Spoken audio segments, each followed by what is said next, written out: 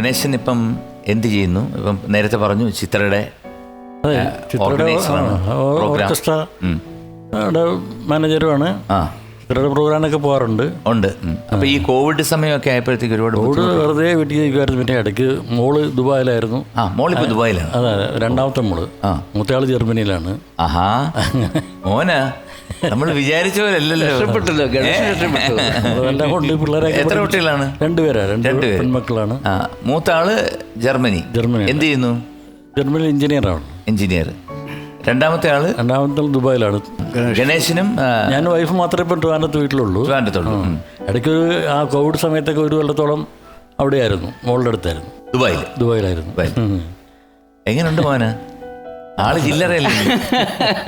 അല്ല, ഭാഗ്യമാണ് ഗണേശൻ. അത്ര കാരണം ഒരുപാട് കഷ്ടപ്പെട്ടത്, അതുകൊണ്ടാണ് ദൈവം. ഞാൻ ആദ്യം പറയായിരുന്നു, മോഹൻ എന്ന് പറഞ്ഞൊരു മ്യൂസിക് ഡയറക്ടർ വന്നത് ഡയറക്ടറായിട്ട് ഒരു കീബോർഡും കൊണ്ട് വന്നിട്ട് ഞാനൊരു മ്യൂസിക് ഡയറക്ടറാണെന്ന് പറഞ്ഞല്ല. ഒരുപാട് യാതനകളും കഷ്ടപ്പാടുകളും അല്ലേ? ഫസ്റ്റ് എൻ്റെ 1 മുതൽ 0 വരെ കഴിഞ്ഞതിന് ശേഷം പോലും എനിക്ക് പല ഇതിനും റെക്കോർഡിങ് കഴിഞ്ഞു. ആരും പൈസ, അന്നൊന്നും പൈസയ്ക്ക് വേണ്ടി, നമ്മൾ പൈസയ്ക്ക് വേണ്ടിയില്ലായിരുന്നു ഞാൻ ഇതൊക്കെ ചെയ്തിരുന്നത്, മ്യൂസിക് ചെയ്തിരുന്നത്. അത് ചെയ്യാനുള്ള ആഗ്രഹം കൊണ്ട് ചെയ്തു പോകുന്നതാണ്. ആവേശം, ആഗ്രഹവും. അത് അല്ലാണ്ട് ഇപ്പോൾ പൈസ വേണമെന്നോ അതൊന്നും ചിന്തിച്ചിട്ടില്ല. കാരണം ആദ്യമായിട്ടൊരു 5000 ഉറുപ്പ്യ കിട്ടിയത് ലെനിൻ രാജധരേട്ടൻ്റെ പുരാവർത്തം എന്ന് പറഞ്ഞ സിനിമയുടെ റീ റെക്കോർഡിങ്ങിന് ആണ് ആദ്യമായിട്ട് എനിക്കൊരു 5000 ഉറുപ്പ്യ കിട്ടിയത്. അതുവരെയൊക്കെ 1000, 2000, 500, ചിലപ്പോൾ ഒന്ന് റെക്കോർഡിങ് കഴിഞ്ഞിട്ട് പൈസ ഇല്ലാണ്ട് ഗണേശൻ്റെ ബൈക്കിൻ്റെ മേലെയും സൈക്കിളിൻ്റെ പുറകെയാണ് വീട്ടിൽ പോവാറ്. അങ്ങനെയാണ് ഉണ്ടാവാറ്. ഈ തരങ്കണി സ്റ്റുഡിയോയിലെ ബാത്റൂമിൽ ബോധം കെട്ട് വീണു എന്നൊക്കെ കേട്ടല്ലോ, സങ്കടം കൊണ്ട്. ബോധം കെട്ടു പോയിട്ടൊന്നുമില്ല, കരഞ്ഞു വീണു അല്ലേ?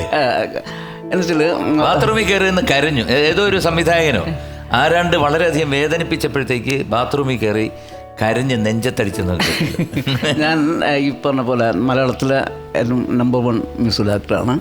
അപ്പം ഞാൻ ഇങ്ങനെ പലർക്കും അസിസ്റ്റ് ചെയ്യുന്നൊരു കാലഘട്ടം 1-2 സിനിമ ചെയ്തിട്ടുണ്ട് സംശയമുണ്ട്.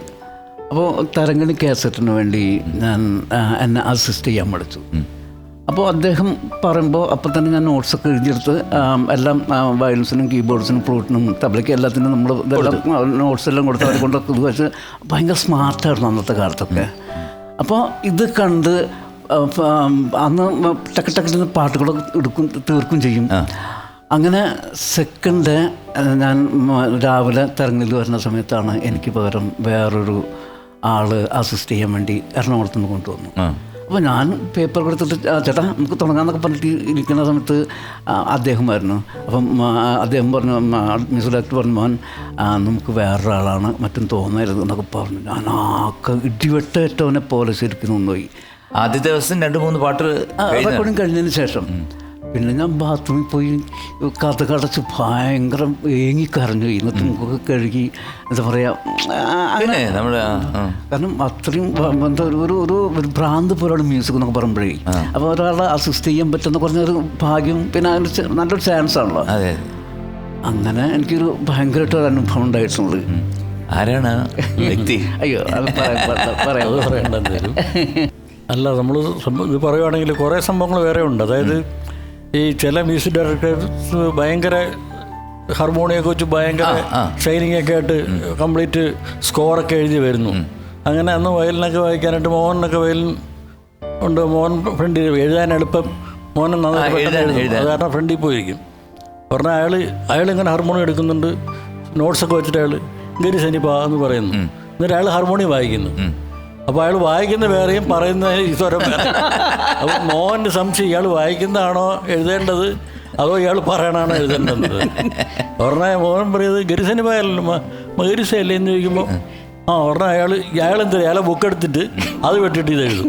അങ്ങനെ ആ ഫുൾ സോങ് അയാൾ എഴുതി. അങ്ങനെയൊക്കെയുള്ള അനുഭവങ്ങളുണ്ടായിട്ടുണ്ട്. ഞാൻ ഓർക്കുമായിരുന്നു. കാരണം മദ്രാസിൽ ഒരു റീ റെക്കോർഡിങ് സോങ്ങാണോ എന്തോ. അപ്പോൾ ഒരു നമ്മുടെ ഒരു മ്യൂസിക് ഡയറക്ടറാണ്. അപ്പോൾ അദ്ദേഹം എന്നെ കണ്ടിട്ട് മൈൻഡ് ചെയ്തില്ല. അപ്പോൾ അതൊന്നും എനിക്ക് 22-23 വയസ്സൊക്കെ ഉള്ളൂ. അപ്പോൾ അങ്ങനെ പോയി. അപ്പോൾ പുള്ളിയാണ് അസോസിയേറ്റ് ചെയ്യുന്നത്. ഞാൻ പുള്ളിക്ക് നോട്ട്സ് എഴുതി വല്ല പറഞ്ഞു കൊടുത്ത് പുള്ളി ഇങ്ങനെ ടെക്നിക്കൽ മൈൻഡ് ചെയ്തില്ല. പിന്നെ ഞാൻ വേറെ എൻ്റെ ഫുൾ ഇത് എഴുതിയിട്ടുണ്ടായിരുന്നു. അപ്പോൾ അതെ, പുള്ളി ഇടന്നിട്ടിരുന്ന് എൻ്റെ പാർട്സ്, ഹാർമണി, കാര്യങ്ങൾ എല്ലാം സ്വരങ്ങളായിട്ട് ഇങ്ങനെ എഴുതി കൊടുത്തേ. അപ്പോൾ എളുപ്പം ചെയ്യണ്ട. അങ്ങനെ എഴുന്നിട്ട് വിഷ് ചെയ്ത് ആ പാട്ട് ഓർക്കസ്ട്രേഷൻ തന്നെ വെച്ച ഫയലൊന്നും കെട്ടിപ്പിടിച്ച് ഭയങ്കര ഇതായി ഒരുപാട് അപ്രീഷിയേറ്റ് ചെയ്തു പുള്ളി. മോഹൻജി, ഇതിനകത്തൊരു ഒരു ഒരു ഒരു കാര്യം എന്തെന്നറിയാം. ഇപ്പം നമ്മളിപ്പോൾ ഇത്രയും നേരം പറഞ്ഞതിൻ്റെ ഒരു രത്ന ചുരുക്കം, എല്ലാവരും ഈ സരിഗമപ ഇപ്പം ദേവരാജ മാസ്റ്ററൊക്കെ എഴുതുന്നതെന്ന് പറഞ്ഞാൽ സാ ഇപ്പം സാ രീ 3 കാര്യവ 2 കാര്യവ അങ്ങനെ എഴുതും. പക്ഷെ മോഹൻ എഴുതുന്ന ഇംഗ്ലീഷ് നൊട്ടേഷൻസ് ആണ് എഴുതുന്നത്, വെസ്റ്റേൺ നോട്ട്സ് ആണ്. ഈ വെസ്റ്റേൺ നോട്ട്സ് എഴുതാൻ പഴയ മ്യൂസിക് ഡയറക്ടേഴ്സ് പലർക്കും അറിഞ്ഞൂടാ, അറിയില്ല. ഒന്നുമില്ല ശ്രീകുട്ട. കാരണം നമ്മളിപ്പോൾ ശ്രീകുട്ട ഒരു അത് మనం പാടിക്കൊണ്ടും പാടുണ്ടാവും. അപ്പോൾ തന്നെ ഞാൻ നോട്ട്സ് എഴുതി എടുത്തിരിക്കുകയാണ്. അതെ. അപ്പോൾ രാധാകൃഷ്ണേട്ടൻ, ശ്രീകുട്ടൻ്റെ ചേട്ടൻ രാധാകൃഷ്ണേട്ടൻ പോലെ പാട്ട് കമ്പോസ് സ്വരങ്ങൾ. അപ്പോൾ ചേട്ടൻ ഇങ്ങനെ പാടുന്ന സമയത്ത് ഇങ്ങനെ കിടക്കിടന്ന് എഴുതിയിരിക്കുകയാണ്. അപ്പോൾ ചേട്ടൻ മറന്നു, പിന്നെ ഞാനാ പാടി കൊടുക്കുന്നത്. മനസ്സിലായില്ലേ? ഇപ്പോൾ ദേവരായ മാഷിൻ്റെ കാര്യം പറഞ്ഞിട്ടുണ്ട്. മാഷിൻ്റെ കൂടെ ഞാൻ ഒരു 10-25 കൊല്ലം മാഷിനോടൊപ്പം അറേഞ്ച് ചെയ്യാനും ആർട്ടിസ്റ്റുകളെ അറേഞ്ച് ചെയ്യാനൊക്കെ ആയിട്ട് സ്ഥിരം മാഷിൻ്റെ കൂടെ ഉണ്ട്. പിന്നെ മാഷിക്ക് കുറച്ച് സ്വാതന്ത്ര്യം എന്നോട് മാത്രം എപ്പോഴും എനിക്കെന്തെങ്കിലും പറയാനുള്ള സ്വാതന്ത്ര്യമുണ്ട് മാഷിൻ്റെ അടുത്ത്. അങ്ങനെ പറയുമ്പോൾ ഭയങ്കര ഒരു സംഭവം. ഒരു ദിവസം ഞാൻ മാഷിൻ്റെ അടുത്ത് ചെല്ലുമ്പം,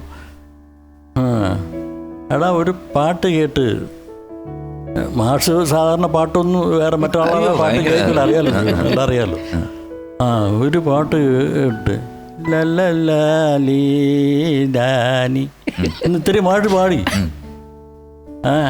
ഇവൻ വല്ലയിടത്തുനിന്ന് അടിച്ചു മാറ്റിയതാണോ? കാരണം മോഹനായിട്ട് നമ്മൾ മാഷിൻ്റെ അടുത്ത് കഴിഞ്ഞാൽ പിന്നെ മോഹൻ്റെ അടുത്താണെന്ന് അറിയാം. അതുകൊണ്ട് മോഹനായിട്ടുള്ള അടുപ്പം വെച്ചിട്ട് മാഷ് പറയണം, ആ പാട്ട് നന്നായിട്ടുണ്ട്, ഇവൻ വല്ലയിടത്തുനിന്ന് അടിച്ചു മാറ്റിയതാണ്. എൻ്റെ ലൈഫിൽ അടിച്ചു മാറ്റുന്ന പറഞ്ഞ പരിപാടി ഉണ്ടാവും. അല്ല, മോഹൻ്റെ ഞാൻ ആദ്യം തൊട്ട് മോഹൻ്റെ കമ്പോസിങ്ങിന് ഞാൻ ഇരുന്നിട്ടുണ്ടല്ലോ, എത്രയോ പാട്ടുകൾക്ക് കൂടി ഇരുന്നിട്ടുണ്ട്. അപ്പം മോഹൻ എന്ന് പറഞ്ഞാൽ അങ്ങ് പാടുകയാണ്. അതായത് കുറേ ഒരു ഇംപ്രവൈസേഷൻ എന്ന് പറഞ്ഞാൽ ഒരു പല്ലവി തന്നെ 3, 4, 5, 6 തവണ പാടും. നേരത്തെ പറഞ്ഞ പോലെ ഒട്ടും സാറ്റിസ്ഫാക്ഷൻ ഇല്ല. സ്വന്തമായിട്ട് പാടിയിട്ട് ഇത് വേണ്ടെന്ന് പറയും. അത് നന്നായിരിക്കും, പക്ഷേ എങ്കിലും പറയും ഇത് വേണ്ട. അപ്പോൾ അതിൻ്റെ ഡയറക്ടേഴ്സ് അല്ലെങ്കിൽ ബാക്കിയുള്ള ആൾക്കാരാണ് പറയുന്നത് ഇത് മതി എന്ന് പറഞ്ഞിട്ട്.